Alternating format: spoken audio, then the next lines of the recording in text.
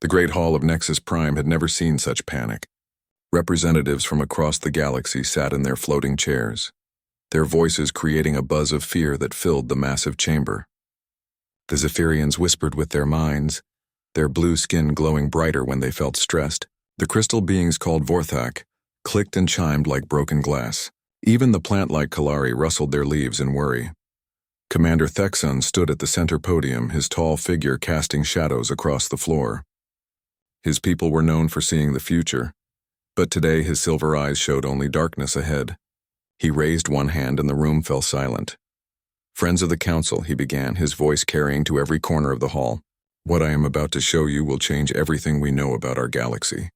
The lights dimmed and a massive hologram appeared above their heads. It showed a star map, but something was wrong. Entire solar systems were missing. Where once bright stars had shone, now only empty black space remained. "The Devourers have returned," Thexon said simply. A wave of terror swept through the room. Every child in the galaxy grew up hearing scary stories about the Devourers. They were monsters from the dark between stars, creatures that ate entire worlds and turned them into energy for their endless hunger. But those were just old stories. Everyone knew they weren't real. "Impossible," clicked Vorth Prime, the leader of the crystal beings. "The Devourers are myths, stories told to frighten children." Thexon's expression grew darker. 3 days ago, the Andorian system stopped sending signals. Yesterday, we lost contact with the Helios colonies. This morning, our long-range sensors detected massive energy signatures moving through the outer rim. The signatures matched descriptions from the old records. He changed the hologram to show a ship. It was huge, bigger than any space station, and shaped like a twisted black seed. Strange energy crackled around its surface, and wherever it went, stars seemed to dim. "Our best minds have studied these readings," Thexon continued. "There is no doubt. The ancient enemy has awakened from their million-year sleep. They are coming, and they are hungry." The hall erupted in chaos. Representatives shouted questions and demands. Some called for their fleets to be readied. Others spoke of running to distant galaxies. The noise grew so loud that the walls themselves seemed to shake. An old voice cut through the chaos like a blade. "Silence!" Everyone turned to see Chief Archivist Veltar rising from his chair. He was ancient even by galactic standards. His gray skin marked with the scars of countless years spent digging through forgotten ruins. In his hands he carried a book so old it seemed ready to crumble into dust. "I have spent my life studying the dead civilizations of our galaxy," he said, his voice quiet but somehow reaching every ear. "Every great species that came before us faced the Devourers. The Eternal Empire, the Machine Dynasty, the Psionic Union. All of them fell." He opened the ancient book and pages covered in strange writing appeared in the air above it. "But there are legends, stories that appear in every dead culture's records, tales of a species that fought the Devourers and somehow survived." The pages changed, showing pictures drawn by artists long dead. They showed strange creatures walking on 2 legs with smooth skin and small eyes. They carried simple weapons and wore basic armor, nothing like the advanced technology the council members used. "They were called by many names," Veltar continued. "The Earthen Wraiths, Children of Sol, the Impossible Warriors. Every record describes them the same way. A young species from a small yellow star, primitive by our standards but possessing something that made them dangerous to the Devourers." Vorth Prime's crystal body flashed with disbelief. "You speak of fairy tales, Old One. Our computers have calculated the probability of such a species existing. It is less than 0.003%. And yet," Veltar said, turning more pages, "the stories persist. They tell of warriors who fought without fear of death, of a species that turned their weaknesses into strengths, of people who could adapt to any situation and never ever gave up." He showed them more pictures. The strange creatures seemed to be everywhere in the old art. They stood on burning planets fighting beside advanced aliens. They flew crude ships against impossible odds. In one image, a single creature faced down a devourer ship while his comrades escaped. "The records say they had no psychic powers like the Zephyrians," Veltar explained. "No hive mind like the Vorthak. No bioengineering like the Kalari. They were individuals, each one different, each one making their own choices, and that somehow made them unpredictable." Commander Thexon leaned forward. "Even if these stories are true, that was millions of years ago. If this species existed, they are surely extinct now." Veltar smiled, an expression that made many council members uncomfortable. "Perhaps. But the records contain more than just stories. They contain star charts, maps showing exactly where these children of Sol came from. The hologram changed again, showing a spiral arm of the galaxy that most considered worthless. It was far from the great trade routes filled with young stars and primitive planets. At the center of one small system, a yellow star glowed quietly. Sol, Veltar said. According to our surveys, this system contains several rocky planets. Our scientists have detected water and oxygen on the third world. If the legends are true, if this species somehow survived, they would be there. The room fell quiet as everyone stared at the unremarkable star. It looked so ordinary, so peaceful. How could anything important come from such a boring place? This is madness, whispered Kelatar of the plant people. You want us to believe that our salvation lies with primitives from a backwater system? That creatures who haven't even learned to travel between stars could somehow defeat the Devourers? I want us to investigate every possibility, Veltar replied firmly. The Devourers consumed 17 star systems in the last week. At this rate, they will reach the core worlds within a year. If there is even the smallest chance that these legends are true, we must pursue it. Thexan studied the star map with his silver eyes. His people could sometimes see possible futures, and right now he saw only darkness in most directions. But when he looked at the small yellow star, something felt different. Not hope exactly, but not despair either. The council will debate this matter, he announced. But I believe Veltar speaks wisdom. We will send an expedition to this Sol system. If we find nothing, we will have lost only time. If we find something... He didn't finish the sentence, but everyone understood. If they found something, it might be their only hope.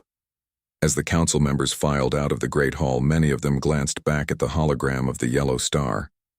None of them truly believed the old stories. How could they? The idea that their salvation might come from a species so primitive they couldn't even leave their home system seemed impossible. But as Veltar carefully closed his ancient book, he whispered something in a language so old that only he remembered it. Translated, it meant, "The strong are not always the survivors. Sometimes it is the stubborn who inherit the stars." In the weeks that followed, as the Devourer fleet moved closer to the galaxy's heart, a small group of ships prepared for a journey to an unremarkable yellow star. They went seeking legends, hoping to find either empty space or ancient ruins. None of them expected to find something that would change the galaxy forever. Ambassador Cathara had expected to find nothing in the Sol system except empty planets and cosmic dust. Her ship, the Star Whisper, was one of the fastest vessels in the galactic fleet, equipped with sensors that could detect life from millions of miles away. As they approached the third planet from the yellow star, those sensors started going crazy. "This cannot be correct," muttered Dr. Zixnal, the Vorthak scientist whose crystal body was plugged directly into the ship's computers.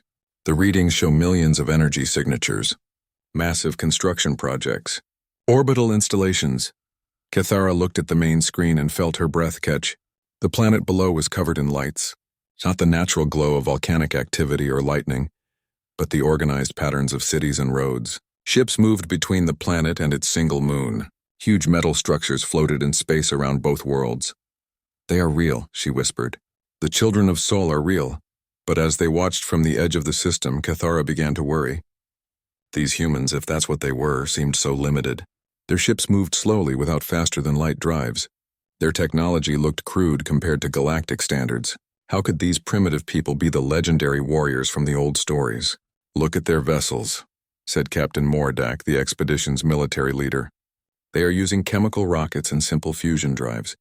My personal shuttle is more advanced than their largest ships." Dr. Zixnal was studying the data more carefully. Perhaps, but observed their construction methods. They have built cities under the ocean and inside mountains. They have partially terraformed their fourth planet. They have turned asteroids into living spaces. For a species without advanced technology, they have accomplished remarkable things. The expedition spent 3 days watching and learning. They discovered that the humans had spread throughout their entire solar system. They had mining operations on dozens of worlds and moons. Their ships might be slow, but there were thousands of them, all working together like parts of a giant machine. On the fourth day, they detected something that changed everything. A human ship was approaching their position. Somehow, despite all their advanced stealth technology, the humans had found them. "Impossible," Captain Mordak said. "Our cloaking systems are perfect. No species in the galaxy can detect us when we don't want to be seen. But the human ship kept coming straight toward them. It was a small vessel, obviously built for research rather than war. On its hull, strange symbols spelled out words in the human language. Titan Station Research Vessel Discovery. Cathara made a decision that would change galactic history. She ordered her ship to decloak and sent a message in the universal mathematics language that all advanced species used. To her surprise, the humans responded immediately in the same mathematical code. The first meeting between humans and the galactic community took place in the space between Saturn and its largest moon. Dr. Elena Vasquez, a human scientist with dark hair and curious eyes, was brought aboard the Star Whisper in a crude but functional spacesuit. She looked around the alien ship with wonder, not fear. When she saw Cathara's blue skin and silver eyes, she smiled and said something in her own language. The translation computers turned it into, "You're beautiful. Are you really from another star?" The cultural exchange that followed amazed everyone involved. The humans had no psychic powers, no hive mind, no bioengineering. They were individuals, each one different from the others, each one making their own choices. This should have made them weak and disorganized. Instead, it seemed to make them incredibly creative. Dr. Vasquez showed them human art, music, and literature. She explained how humans had dozens of different cultures, hundreds of languages, and thousands of ways of solving the same problems. Where other species found one good solution and stuck with it, humans tried everything and kept improving. "Your species is very young," Cathara observed. "You have only been traveling in space for a few hundred years. How did you learn to adapt so quickly?" Elena laughed, and her laughter was like music. "We come from a world that tried to kill us in every way possible. Ice ages, volcanoes, earthquakes, storms, diseases, predators. We learned to adapt because everything that couldn't adapt died out millions of years ago." Captain Mordak was more interested in human military capabilities. He arranged a simple war game simulation, thinking it would be educational for the humans to see real galactic military tactics. Instead, he got the shock of his life. Captain Sarah Chen of the Earth Defense Force commanded the human side. She was a small woman with short black hair and eyes that seemed to see everything at once. When the simulation began, she looked at the alien ships and their advanced weapons, then did something no galactic commander had ever done. She split her fleet into tiny groups and sent them in completely different directions. Her ships attacked from above and below, from the sides and behind. They used asteroid fields for cover, hid behind moons, and moved in patterns that made no sense according to standard military doctrine. The alien computer that was running the enemy fleet couldn't predict what the humans would do next. Every time it calculated the best response to human tactics, the humans had already changed to something completely different. In 17 straight battles, Captain Chen's primitive ships defeated the most advanced AI in the galactic fleet. "How?" Captain Mordak asked after the final simulation. "Your ships are slower, your weapons are weaker, your shields are practically non-existent. By every logical calculation, you should have lost every battle." Captain Chen smiled the same way Dr. Vasquez had. "Logic is a good starting point, but it's not the whole answer. We've been fighting each other for thousands of years. We've learned that the best plans only work until the fighting actually starts. Then you have to improvise, make it up as you go along. Use whatever works. Turn your weaknesses into strengths. Keep your enemies guessing. Never do the same thing twice." Dr. Zixnall had been listening to all of this with growing excitement. The crystal being's body was flashing with rapid thoughts. This matches the legends perfectly. The old records spoke of warriors who fought in impossible ways, who turned every disadvantage into an advantage. When the expedition reported back to the Galactic Council, the response was mixed. Some members were excited by the discovery. Others worried that these humans were too primitive to be useful. Still others doubted that the friendly, curious people they had met could really be the legendary warriors from the ancient stories. Ambassador Cathara found herself defending humanity to the council. "They may not have our technology, but they have something we have lost.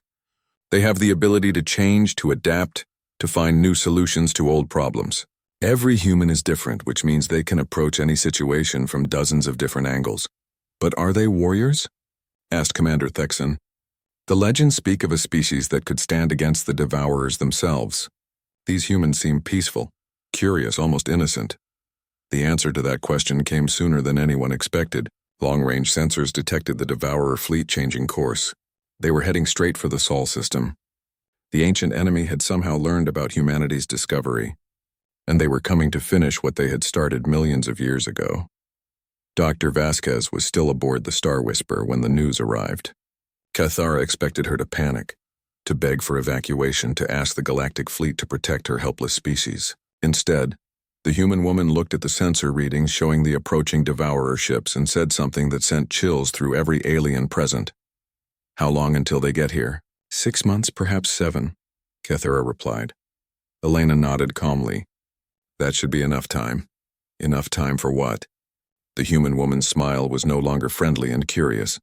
It had become something harder, something that reminded Cathara of the ancient stories about warriors who never surrendered. "Enough time to show you why we survived when every other species fell to these things," Elena said. "You're about to learn why the legends called us impossible warriors. We're not impossible because we're strong. We're impossible because we're too stubborn to know when we're beaten." As the Star Whisper prepared to return to Galactic Council space, Cathara looked back at the Sol system and wondered what she had really discovered. Were these humans the salvation the galaxy needed? Or were they about to witness the destruction of the last remnant of an ancient legend? Either way, she realized the galaxy was about to change forever. The emergency session of the Galactic Council was unlike anything in recorded history. Representatives from every major species sat in heated debate about what to do with the humans. The Devourer fleet was 6 months away from the Sol system, and decisions needed to be made quickly. "We should evacuate them immediately," argued Kelatar of the plant-like Kalari. "These humans may be the legendary children of Sol, but they are still a young species. They deserve a chance to survive and grow." Fourth Prime's crystal body flashed with disagreement. "Evacuation would take too long and require too many ships. The logical solution is to use their system as a testing ground for our anti-Devourer weapons. If we can gather data about Devourer capabilities, it might help us defend the core worlds." Ambassador Cathara stood up angrily. "You speak of them as test subjects. These are living beings, not laboratory animals." Commander Thexan raised his hand for silence. "The humans have been informed of the situation. President Maria Santos has requested to address this council directly." The great hall fell quiet as a hologram appeared in the center of the room. President Santos was a middle-aged woman with gray hair and steady eyes. She looked around at all the alien faces watching her, then spoke in a voice that carried absolute determination. "Members of the Galactic Council," she began, "we thank you for warning us about the approaching threat. We have discussed your offers of evacuation, and our answer is simple. We're staying." A murmur of surprise rippled through the chamber. Santos continued speaking as if she hadn't noticed. "The United Earth government has voted unanimously to defend our home system. We've spent our entire history fighting for survival on a planet that tried to kill us in 1,000 different ways. We're not running from aliens, no matter how scary they are. But you cannot possibly hope to defeat them," protested Fourth Prime. "Our calculations show that your species has less than a 1% chance of survival." President Santos smiled, and something in that smile reminded everyone of the ancient legends. "You keep talking about calculations and probabilities. Let me tell you something about humans. We've never been very good at math when it comes to giving up." The transmission ended, leaving the council in stunned silence. The humans had chosen to fight, even knowing they would probably die. For some council members, this confirmed that these were indeed the legendary warriors. For others, it proved that humans were simply too primitive to understand the danger they faced. Back in the Sol system, humanity began preparing for war with an intensity that amazed their alien observers. Every resource was redirected toward defense. Civilian ships were pulled from trade routes and retrofitted with weapons. Asteroid mining operations were converted into weapons factories. Even vacation resorts in orbit around Jupiter were turned into military bases. Dr. Elena Vasquez had returned to Earth as humanity's liaison with the galactic community. She worked around the clock with alien scientists trying to understand Devourer technology. The aliens offered to share their advanced weapons, but there was a problem. "Your neural patterns are too different," explained Dr. Zixnall, frustration causing his crystal body to flash rapidly. "Our weapons systems require psychic interfaces that human minds cannot access. Our computers respond to thought patterns that your species does not possess." Instead of giving up, Humans did what they always did when faced with impossible problems. They found another way. Captain Chen worked with human engineers to take apart alien devices and figure out how they worked. They couldn't use the original technology, but they could build human versions using the same principles. The results were crude but effective. Human fusion reactors were modified to generate the same type of energy that alien beam weapons used.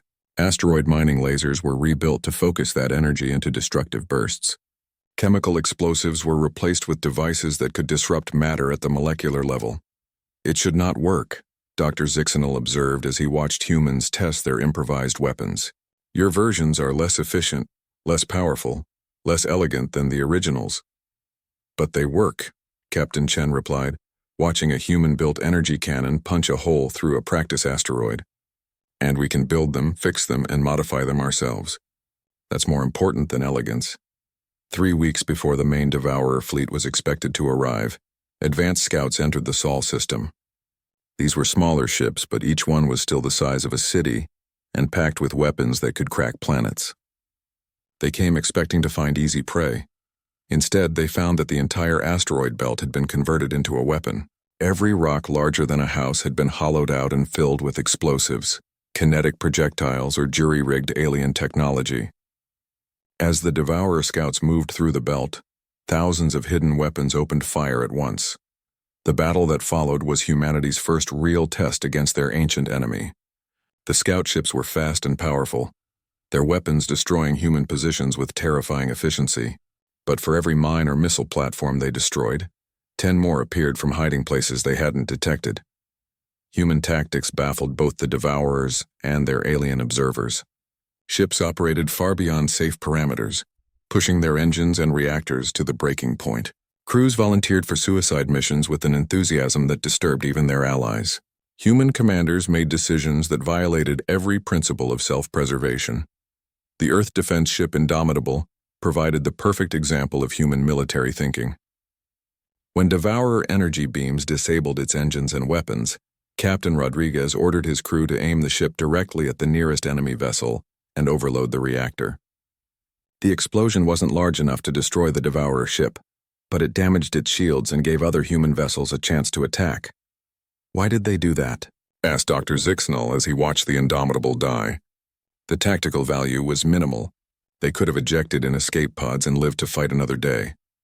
Captain Chen was coordinating the battle from Ceres Station, her voice calm despite the chaos around her, because Rodriguez knew that every second he kept that Devourer busy was another second for the rest of us to get into position. He traded his life for those seconds because he thought it was worth it. But the mathematics of survival don't apply to humans the way they apply to other species, Chen interrupted. We don't just fight to survive. We fight for ideas, for other people, for the chance that someone else might live even if we don't. The battle lasted 6 hours. When it was over, all 12 Devourer scout ships had been destroyed, but the cost to humanity was enormous. Half their defensive positions were gone. Thousands of people had died. The asteroid belt was now mostly empty space and debris, but they had won. A primitive species using improvised weapons had defeated Devourer forces that had crushed advanced civilizations. The galactic observers couldn't believe what they had witnessed. Ambassador Cathara sent a message back to the Council that changed everything. They are exactly what the legends said they were. They treat death as just another tactical consideration. They turn desperation into strategy. They never ever give up. The main Devourer fleet received the scout ship's final transmissions before they were destroyed. For the first time in millions of years, the ancient enemy encountered something they didn't understand. Every species they had faced before fought rationally, preserving their forces and retreating when defeat became inevitable. These humans did neither. As news of the victory spread through human space, something remarkable happened. Instead of celebrating, humans worked even harder. They knew the real test was still coming. The scout ships had been just the beginning. President Santos addressed the species again from the ruins of Luna City, which had been damaged in the fighting. Behind her, rescue workers pulled survivors from collapsed buildings while construction crews began repairs. "We've proven we can hurt them," she said simply. "Now we have to prove we can stop them. The main fleet will be here in 2 weeks. When they arrive, they'll find out what humans do when someone threatens our home. Dr. Vasquez was working on the final preparations when she received a message from the Galactic Council. They wanted to know if humanity needed any additional support, any last-minute assistance before the main battle.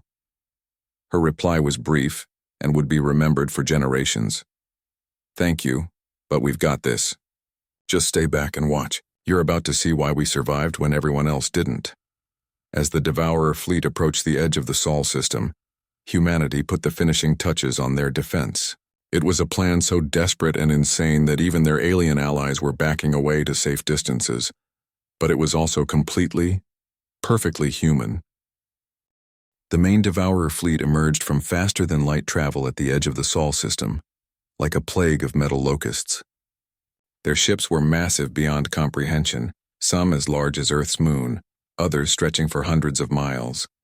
The smallest vessels were bigger than human cities, and there were millions of them. Ambassador Cathara watched from her command ship at the outer edge of the system, her silver eyes wide with horror. The Galactic Council fleet had positioned themselves for a fighting retreat, ready to gather intelligence before falling back to more defensible positions.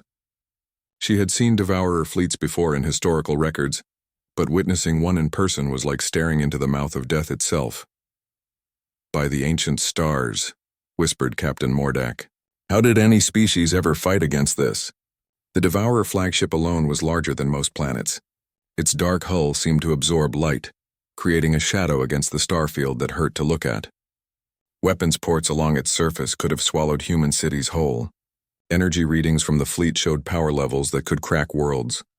"The humans cannot possibly survive this," Dr. Zixanal observed, his crystal body flickering with rapid calculations.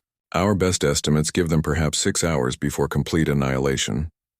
But as the Devourer fleet began its advance into the inner system, something unexpected happened. Instead of trying to evacuate or surrender, humanity broadcast a message across all frequencies. It was President Santos again, speaking from what looked like a military bunker deep underground. "To the Galactic Council observers," she said calmly, "you might want to back up a little further. What we're about to do is going to be messy." The first surprise came when the Devourers reached Jupiter. The gas giant had been surrounded by mining platforms that extracted fuel from its atmosphere. As the enemy fleet approached, those platforms suddenly exploded with the force of small suns. The humans had converted every single one into a massive fusion bomb. The explosions weren't enough to destroy the Devourer ships, but they created an expanding cloud of superheated plasma that disrupted their sensors and communications. In the confusion, human ships that had been hiding in Jupiter's moons launched surprise attacks with their improvised weapons. "Impossible," breathed Captain Mordak. "They're using their own infrastructure as weapons." The pattern continued as the Devourers moved deeper into the system. Mars's terraforming equipment was overloaded to create planet-wide explosions. Orbital stations around Venus were turned into kinetic projectiles that slammed into enemy ships at incredible speeds. Even Earth's moon had been rigged with charges that turned it into the largest fragmentation bomb in history. But the most shocking moment came when the Devourers reached Earth itself. The blue planet hung in space like a jewel, seemingly defenseless. The alien observers expected to watch humanity's homeworld die in minutes. Instead, Earth opened fire. The entire planet had been turned into a weapon. Cities launched missiles from hidden silos. Orbital elevators became massive railguns. Even civilian buildings revealed themselves as disguised weapons platforms. The night side of the planet lit up like a constellation as millions of defensive positions activated at once. Captain Chen was coordinating the defense from the ruins of what had once been the International Space Station. Her voice came through the communications with deadly calm as she orchestrated humanity's last stand. "Alpha Squadron, hit their left flank. Bravo Squadron, suicide run on the flagship's engine section. All civilian vessels ramming speed on my mark." Ambassador Cathara watched in horror and awe as human ships threw themselves at Devourer vessels like moths attacking a bonfire. Converted passenger liners, cargo haulers, even small personal craft joined the attack. Most were destroyed instantly, but each one did a little damage, weakened the enemy shields a little more. "They're all going to die," Dr. Zixanal observed with something like wonder in his voice. "Every single human in that battle knows they're going to die, and they're doing it anyway." The battle became a grinding nightmare of sacrifice and determination. Humans fought with a ferocity that confused their ancient enemies. Devourer ships were designed to fight rational opponents who valued their own survival. They had never encountered a species that considered death an acceptable price for victory. Dr. Elena Vasquez was working in a laboratory deep beneath what had been New York City, trying to find some weakness in devourer technology that humans could exploit. The building shook constantly from explosions above, but she ignored them. Around her, scientists from a dozen nations worked frantically on what might be humanity's last hope.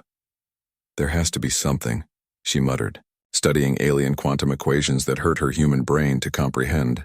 Every system has a weakness. Every design has a flaw. Above ground, the battle was going badly. Human ships were being destroyed faster than they could be replaced. The moon's destruction had taken out several smaller devourer vessels, but the main fleet was still intact. Earth's defensive platforms were falling silent one by one as enemy fire found its targets. Captain Chen's voice was getting hoarse from giving orders. "Echo Squadron, cover the evacuation of Sector 7. Delta Squadron, I need you to buy us 10 more minutes, whatever it costs." "Captain," came a young voice over the radio. "This is Lieutenant Park in Delta Squadron. We can maybe buy you 5 minutes if we overload all our reactors at once." "Do it," Chen replied without hesitation. The galactic observers watched in stunned silence as an entire squadron of human ships flew directly into the Devourer formation and exploded simultaneously. The combined blast was bright enough to be seen from the outer planets. "Why?" Dr. Zixnall asked for the 100th time. "Why do they keep sacrificing themselves for such small tactical advantages?" The answer came from an unexpected source. Dr. Vasquez's voice suddenly filled the communication channels, broadcasting from her underground laboratory to every human position in the system. "I found it," she shouted over the sound of explosions. "The weakness. They use quantum entanglement for their communications and targeting systems. If we can create a feedback loop in their network," she quickly explained her discovery. The Devourer's greatest strength was also their greatest weakness. Their hive mind technology relied on quantum connections between all their ships. But those same connections could be turned against them if someone was crazy enough to try. The plan she proposed was insane even by human standards. It required someone to fly a ship directly into the Devourer flagship's main computer core and manually create a quantum feedback loop. The pilot would have to survive long enough to complete the process, which was mathematically impossible given the defenses around the flagship. "I'll do it," Captain Chen said immediately. "Sarah," President Santos's voice came through the communications. "You're needed to coordinate the defense." "The defense is over," Chen replied calmly. "Look at the tactical displays. We're down to less than 20% of our ships. If this plan doesn't work, we're all dead anyway."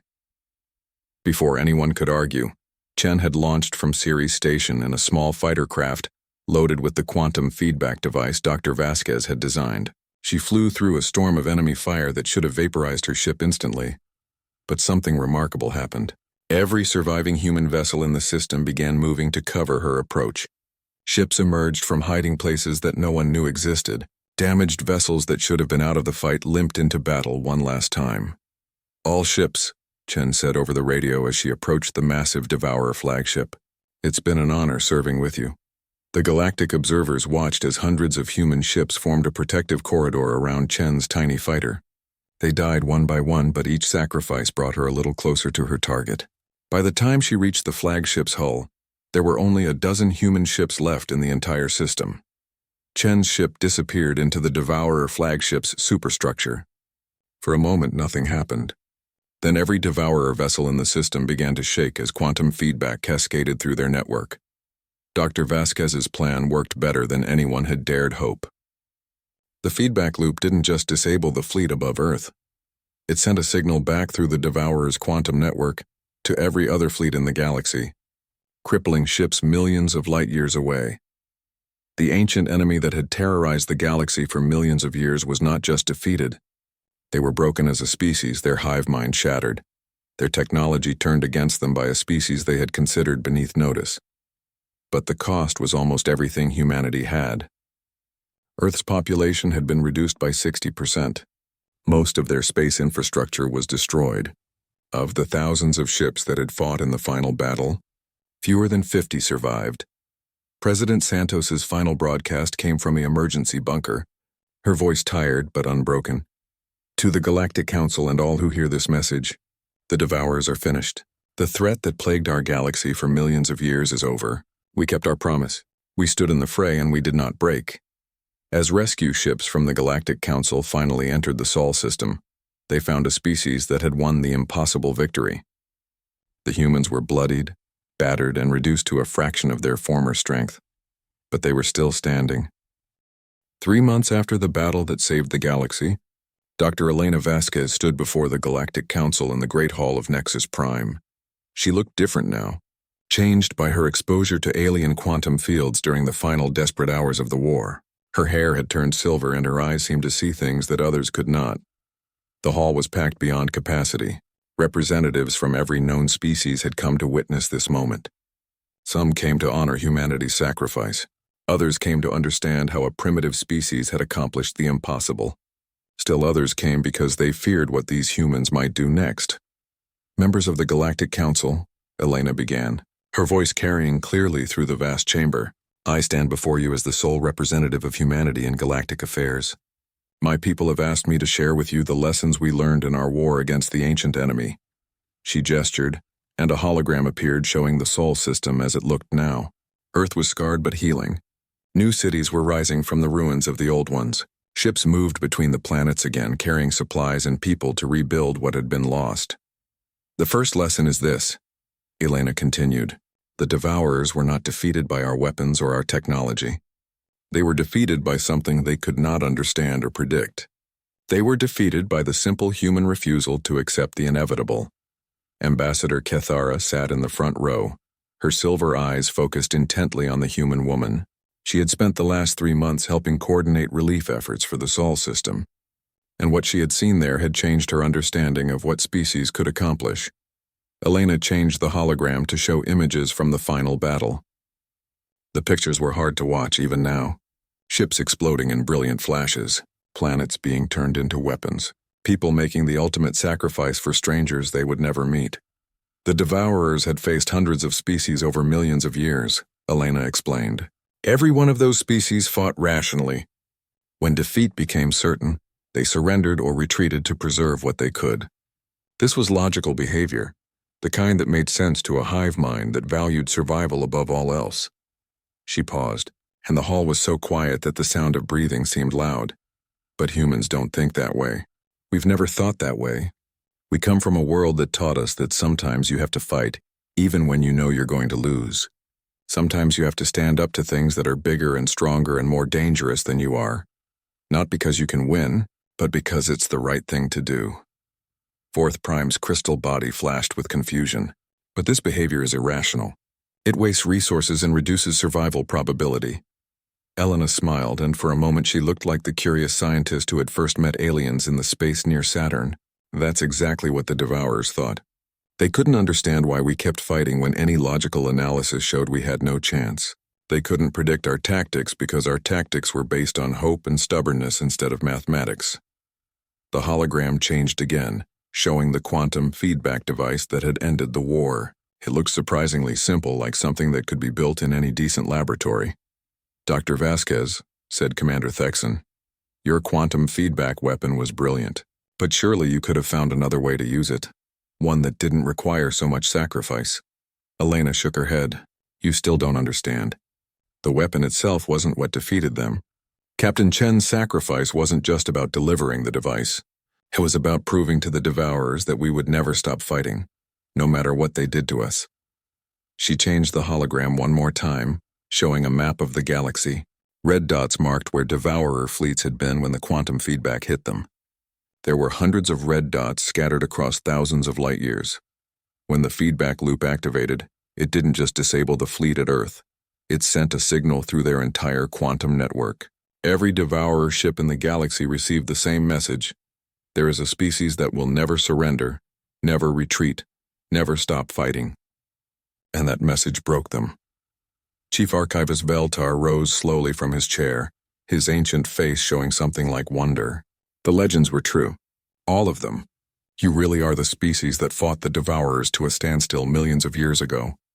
No, Elena said firmly. Those were our ancestors. They fought the Devourers to a stalemate and then disappeared, probably died out or evolved into something else. We're what they became after millions of years of evolution and adaptation. She gestured to herself, and the silver streaks in her hair seemed to glow in the hall's lights. The quantum exposure during the final battle changed me, changed all the survivors. We're not quite the same species we were before the war. We're something new. The implications of this statement sent murmurs through the crowd. Dr. Zixnel's crystal body was flashing rapidly as he processed the data. You mean the war itself caused human evolution? The exposure to Devourer technology altered your genetic structure? In some ways, yes, Elena confirmed. But the important changes aren't physical. They're cultural, psychological. We've seen what we're capable of when everything is at stake. We've learned that there are things worth dying for, worth sacrificing everything for. She looked around the hall, meeting the eyes of representatives from dozens of different species. The galaxy is safe from the Devourers now, but there will be other threats. Other challenges that require someone to stand in the fray and refuse to break. We want you to know that humanity will be there.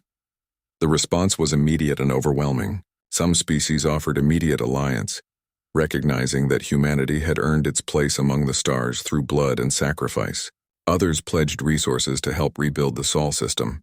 Still others offered to share technology and knowledge. But there were also those who looked at humanity with fear. The Kalari representative spoke for many when she said, "You have saved us all and we are grateful. But we must ask, what does the galaxy do with a species that considers death an acceptable tactical option?" Elena's expression grew serious. "You treat us with the same respect you'd want for yourselves. You remember that we didn't fight the Devourers because we wanted to die. We fought them because we were afraid of what they would do to others if we didn't stand in their way." She paused, and when she spoke again, her voice carried the weight of all humanity's sacrifice. "We're not conquerors or destroyers. We're protectors. We're the species that decided some things are worth dying for, and that makes us dangerous to anyone who threatens the innocent." The session continued for hours as the council worked out the details of humanity's integration into galactic civilization. There were offers of new worlds to colonize, invitations to join research projects, proposals for cultural exchanges. Through it all, Elena remained calm and thoughtful. She accepted some offers, politely declined others, and negotiated terms that would benefit both humanity and their new galactic neighbors. As the formal session ended, Ambassador Cathara approached Elena privately. "I have to ask," she said quietly, "what will your people do now? You've achieved something that no species in galactic history has accomplished. What comes next for humanity?" Elena looked out through the hall's great windows at the stars beyond. Somewhere among those distant lights, human ships were already exploring new systems, carrying the seeds of human civilization to worlds that had never known life. "We do what we've always done," she said simply. "We adapt. We explore. We help where we can. We stand up to bullies. We protect the weak." She smiled, and in that smile was all the hope and determination that had carried humanity through its darkest hour. Most importantly, we remember that we're not alone anymore. For the first time in human history, we're part of something bigger than ourselves. We're going to make sure that's a good thing for everyone involved. As the galactic representatives departed Nexus Prime, many of them carried new respect for the small species from the unremarkable yellow star. The humans had walked into the fray when everyone else had given up hope, and they had emerged victorious against impossible odds. The legends spoke of warriors who fought without fear of death. The reality was both simpler and more complex. Humans fought because they were afraid of what would happen to others if they didn't. That fear, combined with an absolute refusal to surrender, had saved the galaxy. And now, as humanity began to spread among the stars, the galaxy watched with anticipation and wonder. The age of legends had ended. The age of humanity among the stars had begun. In the years that followed, when young beings from across the galaxy heard stories about the Great War against the Devourers, they would always ask the same question. Were the humans really brave enough to fight impossible odds? The answer, passed down through generations, was always the same. They weren't brave. They were just too stubborn to quit. And sometimes that's exactly what the galaxy needs.